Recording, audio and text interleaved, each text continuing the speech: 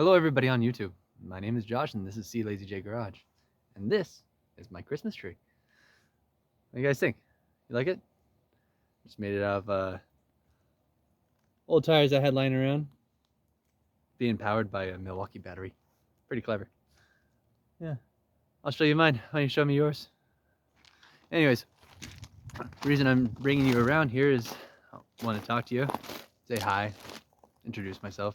My name's Josh, and this is C Lazy J Garage. Now, it's called C Lazy J Garage. To answer that is history, heritage, a lot of it too.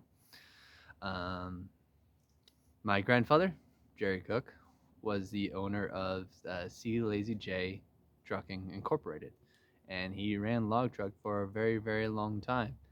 And before that, his grandfather, or maybe his great-grandfather, was a cattle rancher, and he used to brand his cattle with a C and a sideways J, and that's why he used to brand his cattle. And that is why I am naming this show C Lazy J Garage. I'm obviously very, very new here, very, very new at least on YouTube, editing videos, anything of that sort. But as far as pulling cars out of the weeds, I have years and years of experience. Now, going back to my grandfather, Jerry, he was one of those guys that would go to an auction with $1,000 in his pocket, and he'd come home with about 3-4 cars maybe. And he, at one time, actually had about 72 vehicles in his backfield. This right here is the field that I was just telling you about. This field is where my grandfather used to keep all of his cars. Like I said, they were bumper to bumper. There was Poleras, there was Coronets, there was Super Bs, there were I don't remember any Chargers. I would have remembered that, but there were vans, motorhome vans. You know those organ donors is what people would call them. You know, they'd have a big block 440 underneath them. My grandfather was like, "Ooh, that's got a big block 440 in it. I know I can take that out, put a cam in it, give it a little bit higher compression. It's going to be a great runner." Yeah, that was my childhood, which is actually where I live now. I'm living in his old place. And when I was a kid, I used to, like, it was easier to hop from hood to hood than it was to actually go through the tall grass in between the cars. And yeah, sadly he had to get rid of a lot of them. State came by, government came by and said, "Hey, get rid of all these cars or get a wrecker's license." And he didn't want to get a wrecker's license, so he got rid of them all. He crushed them all and sold them, scrap, whatever he can get out of them, but he got rid of them. But one of the very, very first cars that I've ever pulled out was a 1968 Plymouth Valiant Slant 6 automatic 4-drum brake on 13-inch wheels. And I pulled that car right across the street. You can probably see where that little blue pickup is. That's where it was parked. And I pulled it out of the weeds and I got it running. I got it fired. I drove that car so long. I thought it was the baddest shit ever, but it was just really just a beat up old car that's been passed down through generations. My mom drove that car. My uncles have all driven that car, and that's just kind of one of the cars that I got when I turned 16. And yeah, as far as experience pulling cars out and getting them running, got plenty of it. Learned a lot, but I do things the old school way. I do things, you know, I don't have power tools. I don't have anything like that. Honestly, in the shop here, I'm running lights off of an extension cord. So everything that you see me doing, it's all going to be done by hand. And maybe some more Milwaukee tools if I can get some more funding for that, but that's later on down the road. If you can peek right over my shoulder here, this is my next project. You want to come check it out? Yeah, come on.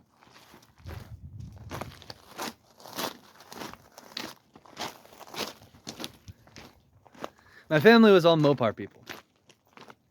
We had Mopars and all over the place. There was Satellites, Belvederes, K cars, those 80s front wheel drive cars. So I'm not saying that I don't like any other cars. I just have a personal preference, but I'm not afraid to take on a new project that I'm unfamiliar with. So this right here is a 1966 Ford F-250 two-wheel drive, and it has a 460 underneath the hood.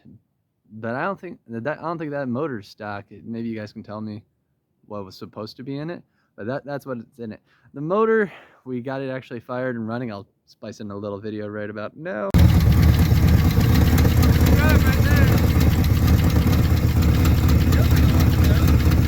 Put it reverse. Put it in neutral.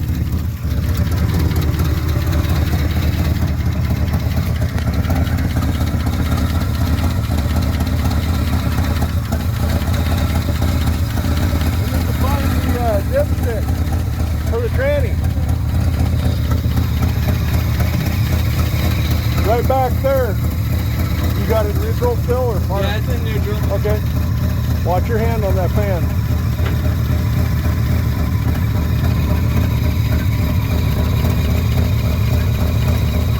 Probably no fluid in it. Yeah, I bet if we put fluid in it, it'll go. Leave it out. Leave it out. Yeah. Need a funnel and some fluid. Do we have any? It's some ATF, yeah. And we drove it with a boat tank strapped to the hood, but it drove, so we got movement out of it. But it's not a bad little rig. It needs a little bit of work. It has, I don't know if you can see this here, but we got some ventilation. I'm gonna call it that. Those are vents, right? Ford people, can you correct me? Vents.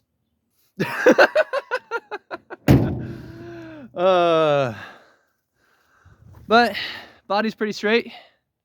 Not too bad. A little minor dent there, a little bit of that, but it's not too terrible.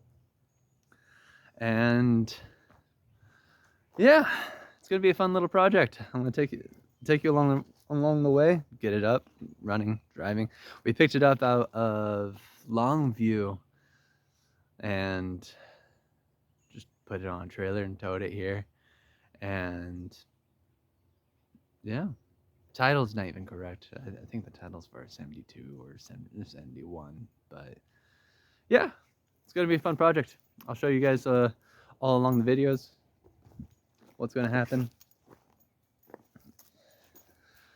Got some mildew.